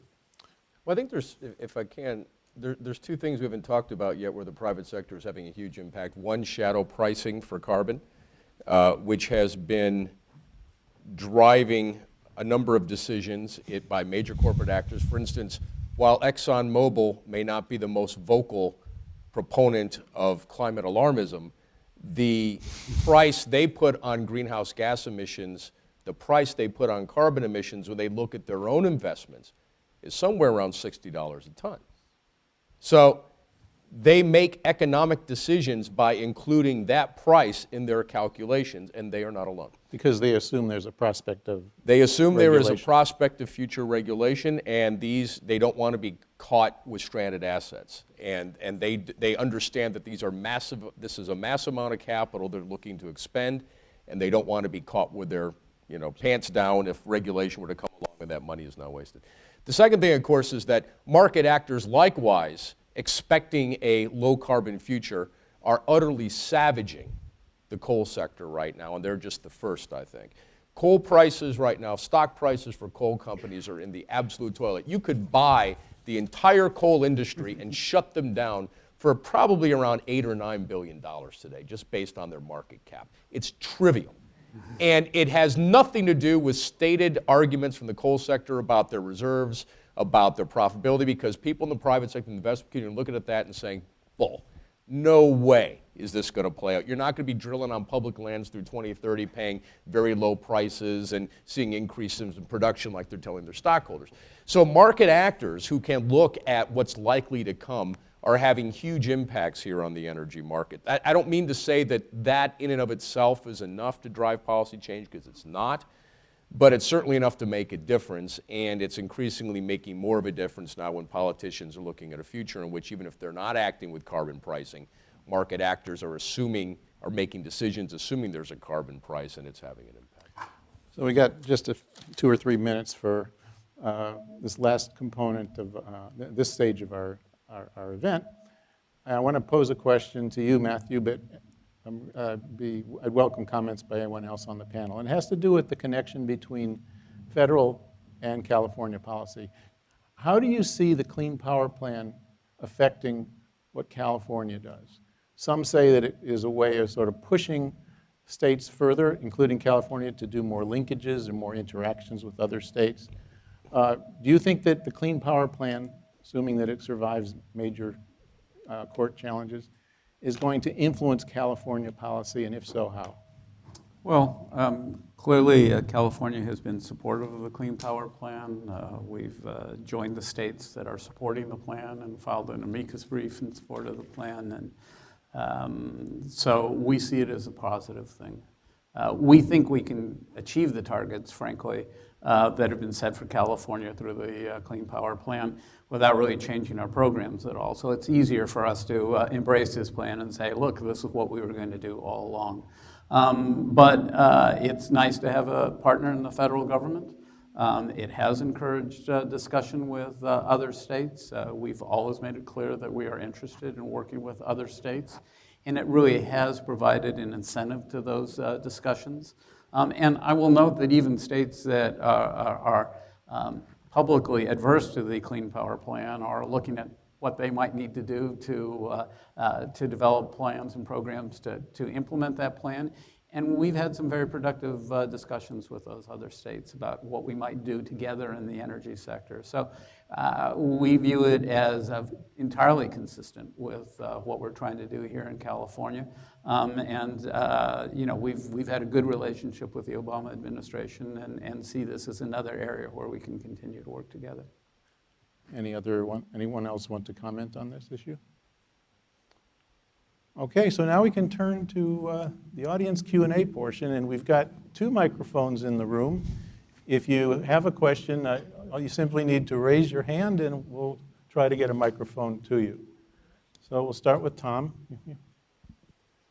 You'll guess what the subject is, Larry. My partner in crime, Secretary Schultz, isn't with us tonight, but if he were here, he would raise the subject of a revenue-neutral carbon tax, something that we've done a fair amount of work on. Larry has done a fair amount of work on. But from a political standpoint, the merits of a revenue-neutral carbon tax, I think, are significant in comparison with what is currently being done with cap and trade. The revenue-neutral carbon tax solves one of the major problems I think that Republicans have today, which is the imposition of too much influence over how the market works. The amount of fiscal drag that would result from a straight carbon tax is something that gets Republicans' attention. If there is a revenue neutral element to it, then it makes it much more feasible from a market standpoint to have something that works. And so I think as we've watched what's happened with cap and trade, it has created a lot of opportunity for mischief and manipulation. And I just think what you were talking about earlier is the huge fund that's been raised, which some would characterize as a slush fund, is something that is funding projects such as the high-speed train, which not everybody is enthusiastic about, and an approach where you don't incur the fiscal drag of a straight carbon tax, but where you have a revenue neutrality feature to it, has the benefit from a political standpoint of creating something that is market-driven. Probably in the context of getting Republican support, there's also some of the command and control. So you got to get to the question here. So the question really is reaction, and I'd love your comments as well, Larry, since you've done a lot of work on this. Is that something that makes more sense than where we are today with the cap and trade program? I'm assuming that was directed at me. I think it was you. And let me say a couple of things on that. One, I'll just point out that the Under 2 MOU, one of the beauties of the Under 2 MOU is we didn't tell governments that are signing on to the Under 2 MOU, this is how you should get to these targets. This isn't how you should reduce your greenhouse gas emissions by 80% by 2050, because we realized that we want to encourage experimentation. I won't use my John Lennon quote again, but it is, there are a variety of ways to get there. What we want to encourage is governments to look at how they can get to that goal. Second, I will just say that one of our main partners in looking at climate change is British Columbia. British Columbia adopted a revenue-neutral carbon tax rather than joining the cap and trade program. We continue to talk to them about what do they see as the benefits of their program, and we encourage that sort of discussion. Frankly, from my perspective, we just want to succeed. We want to achieve our goals. And so the wonder of, we're going to continue the work on the Under 2 MOU. It's going to be the Under 2 Coalition, where governments are talking to each other about various approaches to reducing greenhouse gas emissions. And we'll continue to look at a wide variety of approaches to reducing greenhouse gas emissions. And if somebody wants to encourage us to take a look at a revenue-neutral carbon tax, I'm interested in exploring the concept. I won't say that the money from the cap and trade program is a slush fund. We are taking the money and it is being invested in a wide variety of programs, sustainable freight, weatherization, energy efficiency, working on farms and biodigesters, a wide range of programs to again, sort of see what our options are, where are the best places for reducing greenhouse gas emissions. And so the benefit of having that funding is that it allows us to encourage these additional programs to look at additional ways to reduce greenhouse gas emissions. So we're using it in a very focused way. But that being said, we just want this to work. We want to do something about climate change, and we will continue to talk to everybody about what programs they think are working and what's successful for them. Let me briefly respond to your question. What I'm saying is consistent with what Matthew just said. If I had to choose between the two, I might slightly go in favor of a carbon tax, mainly because it allows more certainty about the prices. We've seen a lot of variability in allowance prices under cap and trade. But frankly, I think either of these emissions prices approaches both have a great deal going for them. And so to me, that's kind of a nuance. So I do favor a carbon tax, but not for the other reasons that you give. I have less agreement with. First of all, you can have a revenue neutral cap and trade system. I mean, I'm not getting the politics of it, but you have an auctioning of the allowances and you return that to the economy. So the issue of fiscal drag really doesn't necessarily discriminate between the two. And you do mention, I think Matthew responded to this, the mischief that can come from using auction revenues or revenues from cap and trade in an unfortunate way. But now that can also happen under a carbon tax. So I think the real issue, and where I do agree with you, is about providing price certainty. That's what I would favor. In order for us to get a lot of questions, and I think we should, I'm going to encourage everyone, including myself, to have very short questions, and we all should discipline ourselves to have very brief answers. So next question, I want to get a question from a student. Emma? Hi, my name is Emma Hutchinson. I'm a junior here at Stanford, and I have a question about something that we haven't really discussed in this panel, but I'm interested in hearing your opinions on policies around renewable energy credits, set up as a very good idea to support renewable energy, but has really manifested in a way for governments as well as the private sector to kind of say, oh, we're 100% renewable, but without really contributing to new renewable projects. Do you see that changing in the future? Is it really a big concern? What are your opinions? Thank you. Yeah, I mean, I think it's a significant concern. I think it's going to become even a more pressing concern in the presence of the Clean Power Plan for companies that want to demonstrate financial additionality in the renewables that they purchase to be actually able to do that in a credible way. And I think it's going to require a new policy framework to enable them to do that. I think it's a significant issue. I recently just learned, based on some research from that other university on the other side of the bay, that buried deep in page like 80 of your PPA with Solar City or Sunrun or someone might be a clause about them selling the RECs off your solar panel. I fortunately bought my system outright, so I guess all the RECs are mine, but I think it's an issue that's going to get even more complicated in the years ahead. Graciela. Jerry Taylor mentioned carbon removals that the IPCC said are essential in massive scale after 2050, page 191, Fifth Assessment Report. My question to you, particularly to Todd, which I was trying to ask him before, but are you aware of the fact that we were able to insert in 4 of the articles of the Paris Agreement reference to the carbon removals? Are you aware of carbon removal technologies and how they can help overcome the 2 obstacles in the Byrd-Hagel Act, the Congress? Okay, that's the question. The question is, are you aware of them?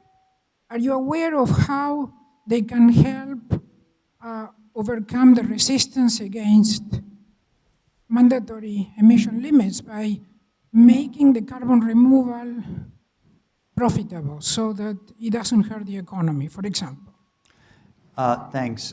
Well, just for the record, Byrd-Hagel is not relevant anymore. That was a resolution in 1997, and we now have a completely different structure of an agreement which applies to everybody and which doesn't have there's no basis for thinking that it's going to be damaging to the economy.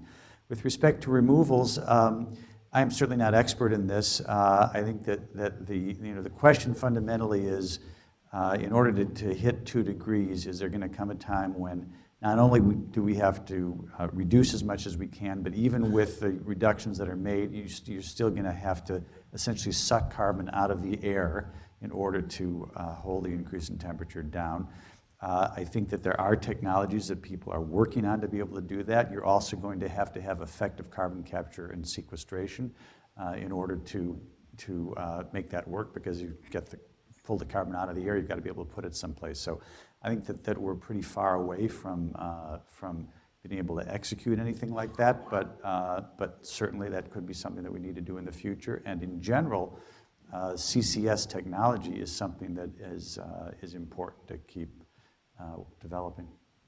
Can we have another question from another student in the room?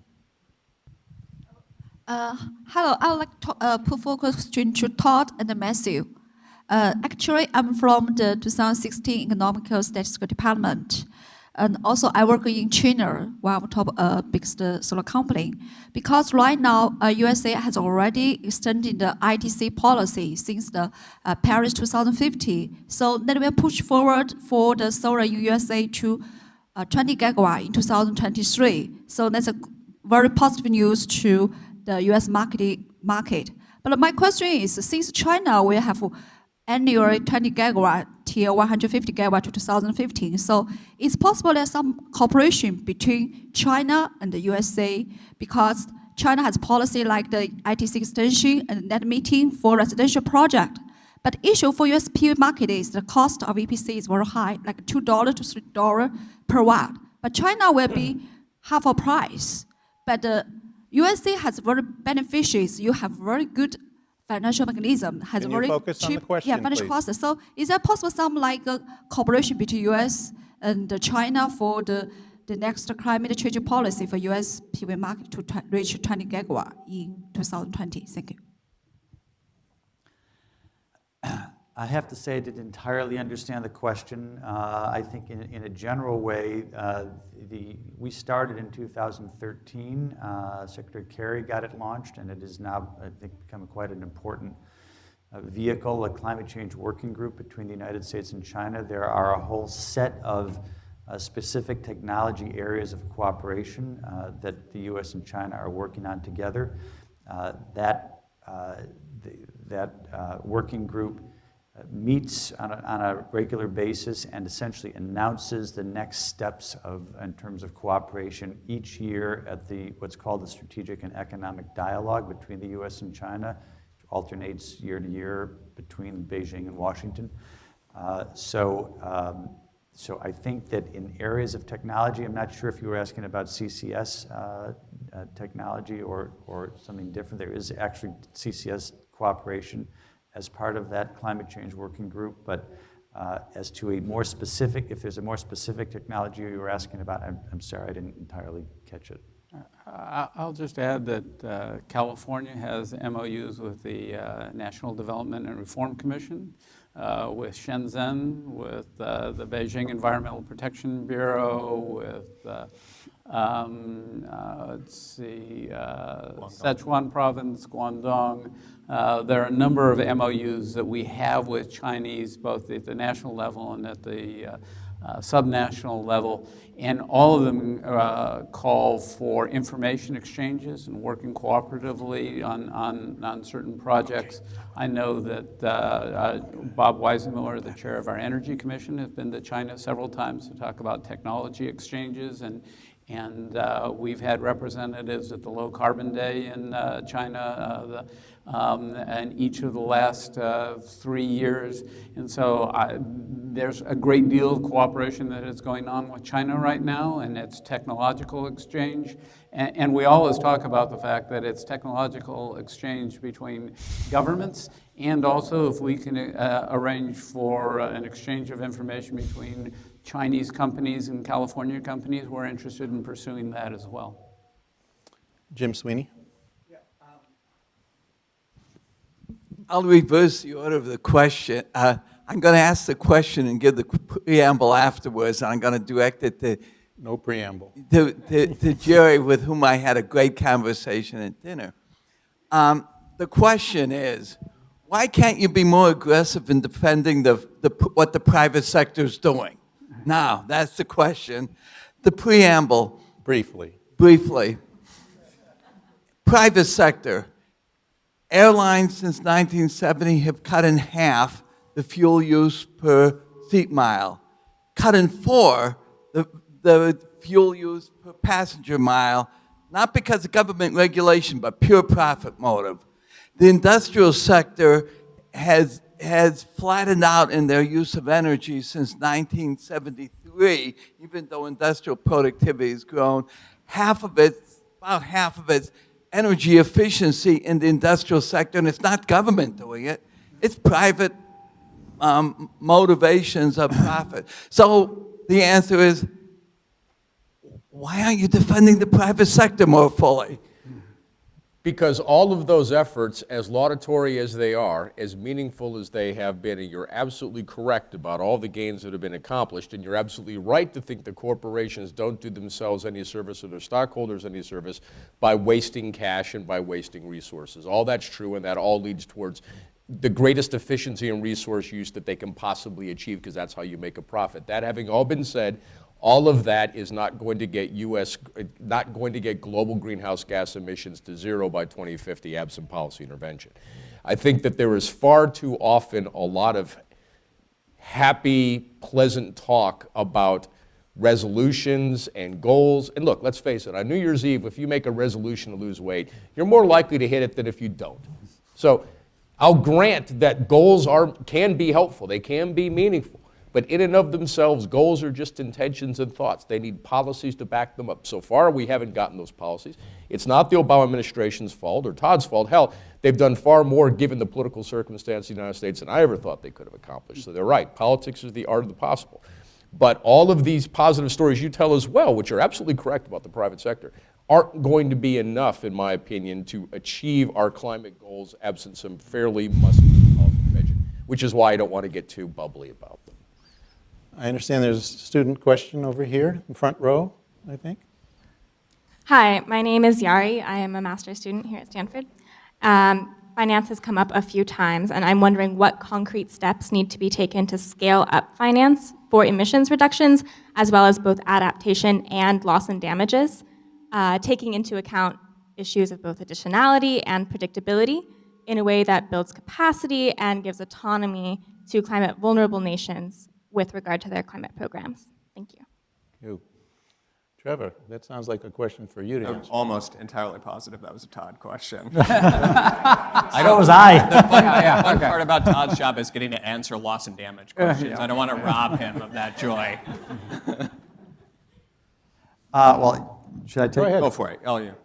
I sort of thought that might have been coming at me also. So, look, there has been a very significant increase in climate finance over the last number of years. We go back to 2009 when, with President Obama in the room at the last day of Copenhagen, when essentially developed countries made a pledge to mobilize $100 billion a year collectively by 2020 from all sources, public, private, carbon markets, any possible source. The OECD did a kind of where are we so far report that was released in October that showed that we are at, it didn't count absolutely everything that needs to be counted, but they're in the around somewhere between the OECD report said $62 billion. It's probably a little bit more than that. That's from bilateral sources. That's from the World Bank, the other multilateral development banks, and so forth. There were also pledges made by a number of countries, the UK, France, Germany, a few others, as well as from some of the multilateral development banks like the Asian Development Bank, African Development Bank, the World Bank, that taken together probably would get us between now and 2020 up closer to high 80s or $90 billion. So we're not going to be so far off, and I actually don't think we'll be far off. I don't think we'll be off at all by 2020. I think we will get to that number. So that's kind of where we are with respect to that $100 billion pledge. We've also started, we pledged to set up a green climate fund that has been set up now. It's just in its early days. Initial pledges were around a little bit over $10 billion. Remember, the Green Climate Fund it's not a $100 billion Green Climate Fund. The Green Climate Fund is a new channel. It joins the World Bank and the other multilateral development banks and the national development banks, such as our OPIC, and bilateral. It joins all of that to try to get to 100, and we hope well beyond that. But it should be, we hope, the preeminent channel for climate finance, and $10 billion is a pretty good start. The U.S. pledged $3 billion over 4 years, so that's $750 million a year, and this is the first year where we are attempting to actually produce funding. The President can do a lot of things on the basis of pre-existing legislative authority. That does not include spending money. You need Congress every year, so that has been a challenge. But I think what the budget deal that came out at the end of the year is actually a good step forward. I think the United States is going to be in a good position to make a good, produce some good concrete funding to back up its pledge. So I think that this is all heading in a good direction. I think that the needs are larger without any question, and the donor pool needs to be bigger. China, it announced during President Xi's visit to Washington in September that China was going to get going its own $3 billion fund.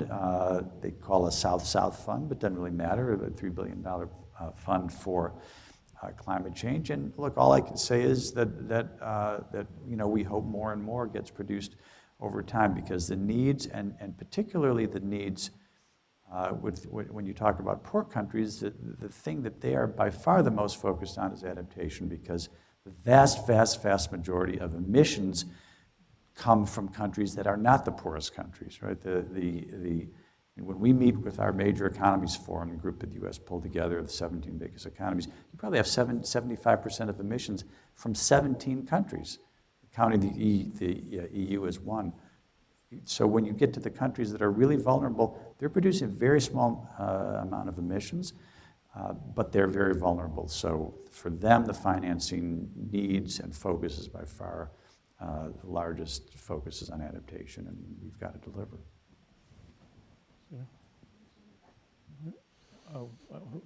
Ken?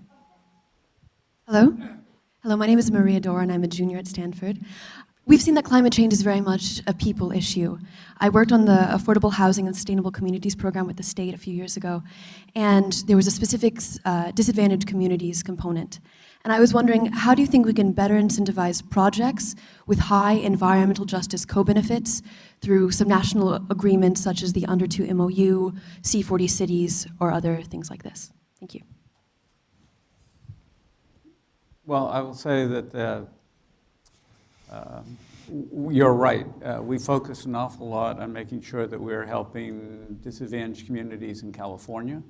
And in fact, 25% of the funds that come out of the cap and trade program have to benefit disadvantaged communities as they're identified by Cal EPA. And we see that as a floor, it's not a ceiling. And so we've designed a number of programs to improve energy efficiency, to improve transportation in disadvantaged communities, We're looking at how we can improve the health in those communities by having urban forests, for example. So there are a number of programs that we've designed in California to help disadvantaged communities to make sure that nobody is being left behind by these programs. And then it is a question of we've been discussing those programs and what we're doing with those programs with the other subnationals and national governments that are working with us on the Under 2 MOU. The whole question of investment in forests and dealing with carbon sequestration in forests in other countries is an issue that we're looking at right now. We've realized that we need to know more about our forests here in California. So actually, we've been learning from our discussions with Brazil about what Brazil is doing on its program. And we see that as an area that we can continue to work with other countries as time goes on. And there will be co-benefits to helping disadvantaged communities in those countries as well. So it's definitely an issue on the agenda that we will continue to talk about. But we're learning an awful lot just by what we're doing here in California and trying to focus our funding here in California. Ken Arrow. Kenneth Arrow. I'd like to, every example of international cooperation has to be institutionalized.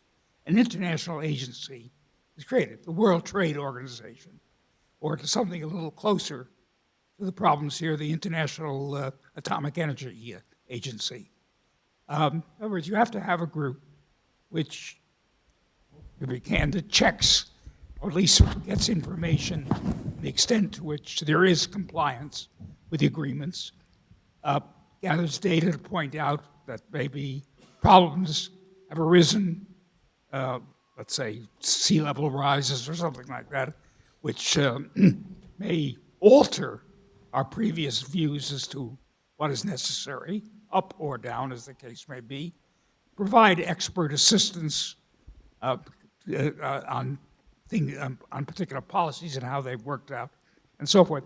Has there been any thought for the creation of an international climate agency to make this cooperation embodied in the Paris agreements and hopefully in better ones to come viable? Because without it, there has to be something of this kind created. So there actually is an agency. It has an odd name, and so it can be confusing about its existence because the name is the same name as the original underlying treaty. So the treaty from 1992 is the UN Framework Convention on Climate Change, and the body is the UN Framework Convention on Climate Change. And there's a secretariat in Bonn. There's actually several hundred people work there. There's an executive secretary. So that exists. So that I think is the most important agency that exists along the lines of what you're talking about. The other body that exists, it's a sort of separate UN body, but it's also important, is the IPCC, which is the scientific body, the Intergovernmental Panel on Climate Change. But what you're talking about, which has to do with ongoing kind of the body that receives the reports from countries about what they're doing, that puts together the expert panels to examine what countries are doing, that does all sorts of quantitative work and ministerial work. That's the UNFCCC. I'll just add, one, it's been an interesting experience being secretary because I was just an attorney minding my own business, doing litigation in the Attorney General's office, and now I find myself in this international world.